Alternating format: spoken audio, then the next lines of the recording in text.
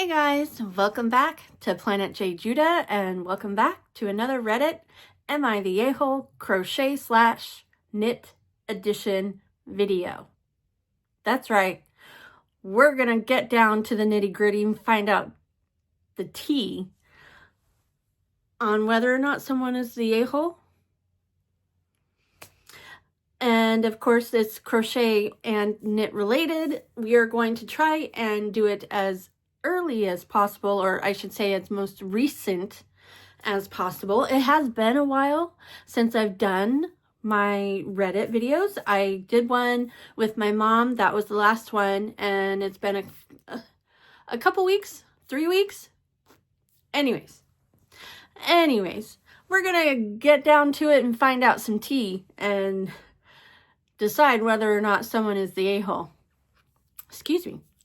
But first, as I said, I will try and find something as very recent as possible. And whatever I do find, please do not hate on that person whether you decide that they are the a-hole or not. This is all just in good fun, just for entertainment purposes only. And let's get to finding our first story. Alrighty, so I have my first story. I had to skim over it because the tagline is, am I the a-hole for having the same hobby as my friend? And I didn't know whether or not it would be crochet or knit related. I did type in, am I the a-hole or AITA knitting? But it looks like this is going to be crochet related. So if it is, I will obviously try and see if I can find something that's more knit related than this one. But yeah, here we go. Am I the a-hole for having the same hobby as my friend? So far, oh, and Reddit has dubbed the not the a-hole, so there you go. But let's see if we agree. Oh no. There we go. So for this, I'll refer to my friend as Fred.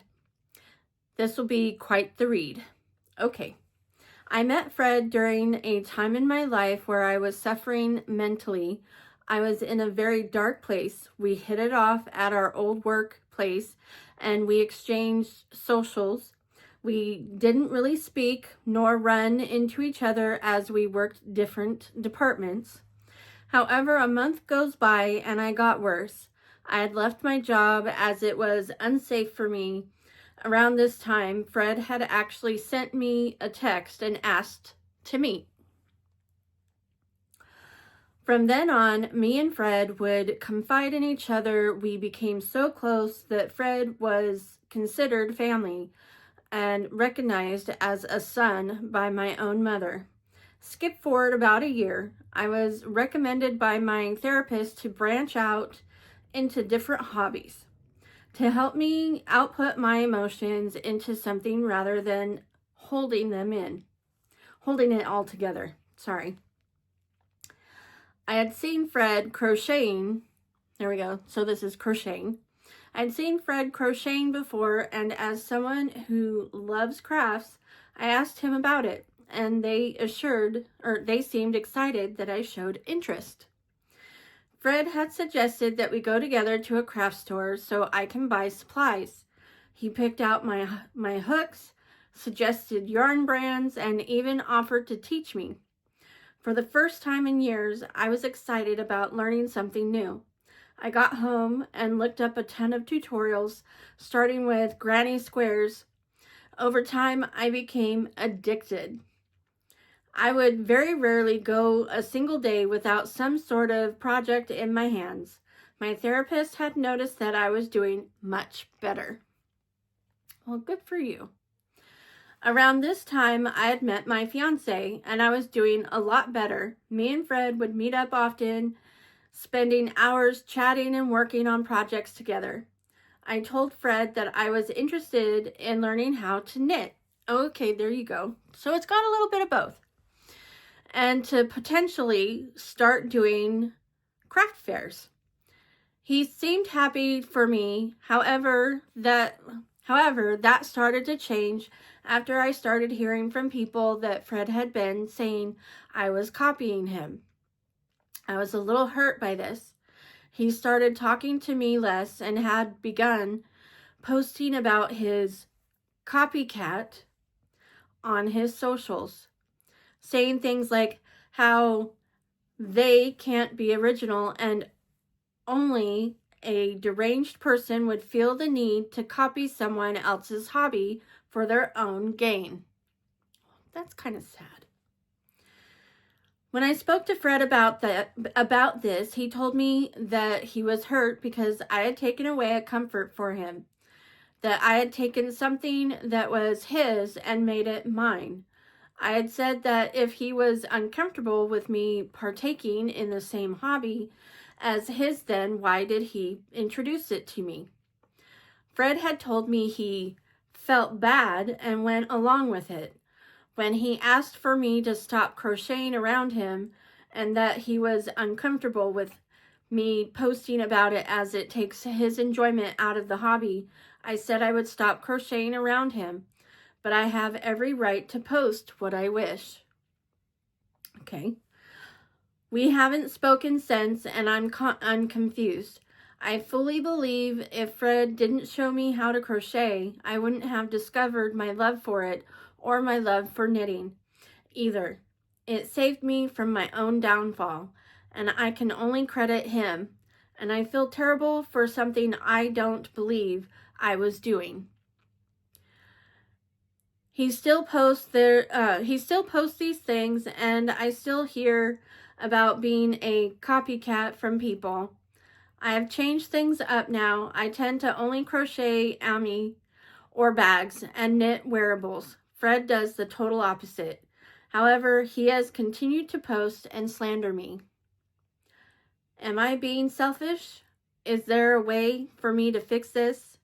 I don't want to lose a friend over an argument about a hobby I thought we shared. Wow. That's really sucks. I'm not sure why your friend feels the way that they feel, and they should have been honest from the get-go. And I don't know.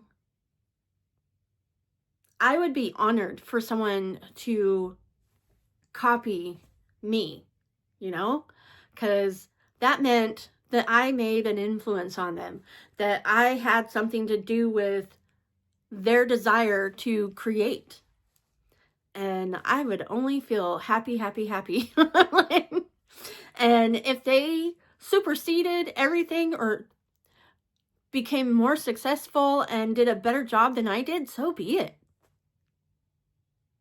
I mean, I'm not saying that that's what this Fred person is feeling, but good on the person that learned from me for them to excel even more than I have, if that were the case. I just don't. The Fred should have been honest from the very beginning and should take it as an honor that you would want to emulate anything that they are doing. Especially if it's something that helps you mentally, because that is the biggest thing about crochet or knitting or any craft for that matter. It is a place that you can go to calm yourself down, to just get away from it all, put all your cares aside, and just focus on creating.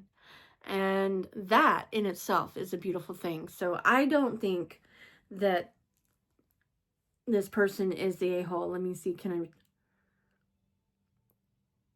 commercial paint, I think. I can't read it very well. Sorry. You already saw it. I already put the name at the bottom of the screen. But let's see what Reddit had to say. Come on, scroll. All right, first one. Not the a-hole. Fred is being ridiculous. He's gatekeeping a common hobby. Very true. The only way he could possibly have a care or a case is if you were directly copying the items he makes. Also true. And then someone else commented, going to guess OP was able to learn faster than Fred. See, I kind of picked up on that. Some people are only okay with sharing the same hobby as long as they're seen as better at it. It's incredibly immature, not the a-hole at all. See, that's what I was kind of picking up, is that maybe they became better at the project or the hobby. And I say, good on you. If you can do better than me, which I'm mediocre compared to a lot of people, so that will go without saying. If you can do better than me, then so be it. That's amazing. Next comment, not the a-hole. You aren't copying someone's hobby. You just found a new one yourself. That is so true. And I really doubt that you're copying everything Fred does. There are so many ways to crochet, so many things to crochet, that it seems very far-fetched. A friend of mine taught me to crochet, and I have another friend, and in parentheses it says unrelatable to friend one, who crochets. We all have our own projects, and it's fun to talk about what we're doing, what yarn we like, what hooks we use, etc. That's exactly it. It's the camaraderie. And I'll be honest, I don't have anyone near me that crochets anymore, so I don't have that camaraderie with someone in person. I do have people that I love and adore that crochets and knits as well as I do, but like I said, we're either states or countries away from each other. So there you go. All right, last one I'll read. Not the a-hole. Fred is a petulant and petty and very insecure. Your compromise is a gift to Fred. Can you introduce Fred to a hobby like needlepoint or weaving on a cardboard loom, semi painting? Tell him it's to thank him for teaching you how to make your contribution to the friendship more equal to his. There you go. Definitely not the a-hole. All right, so the first story was posted 3 days ago, and this one was posted a year ago. This is definitely crochet. The title of it is, Am I the a-hole for just wanting to crochet? And Reddit also dubbed the not the a-hole. That's why there's that blue box. So let's get into it. Yesterday, my 24 non-binary fiance, 25 male, came home from work. He works at a shop where they sell all sorts of games, consoles, etc. Basically anything technical, and brought back a PS5 with the new Final Fantasy. He put it to the side first so we could eat dinner that I'd prepared. He started to set up the PlayStation, all while talking loudly to himself about how to set up and playing music. I helped him to get some parts out of the box as he is very perfectionistic, okay, about not damaging any of the box in the slightest, but I didn't interact more than that with him, knowing I wouldn't be allowed to interfere with his new toy. Well, he just sounds lovely. I started to crochet when he started setting up, but couldn't concentrate because of the music and his talking. I asked him to be more quiet, but he refused, asking me in response why I had to crochet now. I told him I was very excited about this new pattern I got and wanted to finish it badly, but he said I could do so any other time. Sorry, I'm having trouble reading, so hopefully we'll get through this. I didn't see the point of me just sitting there doing nothing and watching him set up and really watching him set up, and really wanted to use the motivation I had in that moment to finish the pattern. I struggle with doing the things I really want to do to a point where I sometimes have to scream in my head to myself to just do it. Do the thing. Still cannot start. He knows this. Not to get rude to him, but letting me do my thing, I packed my stuff and left for the bedroom. He just saw me taking my yarn and needles and thought he'd won this mini argument. After he noticed otherwise, he once again told me he wanted me there and why I couldn't just crochet another time. I asked him again why he wanted me to be there, as I would just sit and stare and couldn't do anything. He said he wanted my opinion, so I told him exactly what I thought about the placement of the console. I asked him if he needed any more opinion, and he said no. So I went to go to the bedroom, but noticed I'd left my drink in the living room. So when going back to fetch it, he again lashed out. And in quotes, "Are you happy now that you've destroyed my mood? I just wanted to share this with you, but you just have to crochet now. You can do that any other time." He pushed me out of the room after that and closed the door. So I just left to crochet. Edit for clarification. He didn't shove me more like a pushing, guiding out of the room. Okay. He did not touch me while making sure I leave the room. There we go. Just kind of like shoo. Later, when my yarn ran out, I collected my switch and started playing a game still in the bedroom because I was being stubborn. He knew my yarn ran out. He then came to the bedroom just saying, "Nice crocheting you doing there," in a very frosty tone, and left. It was getting super late at that point, and I went to bed because I only had like 5 hours left before needing to get up. Oh, I do that. I went to tell him a good night, but he just ignored me. I feel like in this situation, we were both kind of the a-hole, but I don't want him to make me out as the only a-hole, like he did and many times before. So I decided to take it to internet for another point of view. So I don't know. I would say no, not the a-hole. As long as you weren't bothering him and you could keep up with what he was wanting. Like, I would be crocheting and Daryl might say something to me to which I could respond to. But yeah, I don't think you're the a-hole in this situation. Was he a bit of an a-hole? I would say yes. Your stubbornness was in reaction to, so could you have reacted a little bit better? I don't know. At the end of the day, did it really matter either way for both of you? Like, I don't know. Did he need to be like that? Absolutely not. Should you have been able to crochet? Sure. I would say, yeah, you should have been. But here we go. Let's see what Reddit has to say. Not the a-hole. He has his hobby. You have yours. Why does he not want you to do what you enjoy? Especially as it seems you were already spending time with him. And then he physically shoved you out of the room. Not okay. This doesn't make sense to me. What is he even upset about?